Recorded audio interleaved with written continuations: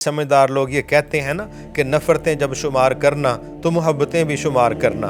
हम वो लोग हैं, हम नफ़रतें शुमार करते हैं, मोहब्बतें शुमार नहीं करते, और उसका नुकसान ये निकलता है जिसको बार बार शुमार करना है फिर दिलो दिमाग में वो प्रिंट लगा जाती है और वो ऐसी प्रिंटिंग करती है कि फिर हम नफसियाती मरीज़ बन जाते हैं। आइए हम अपनी ज़िंदगी में नफ़रतें शुमार करने की बजाय, गमों को शुमार करने की बजाय खुशियों को शुमार करें, मोहब्बतों को शुमार करें। वल्लाह मुझे इस बात पर बड़ी खुशी होती है ये मुवाजना करके कि हर शख्स अपनी ज़िंदगी में जायज़ा ले।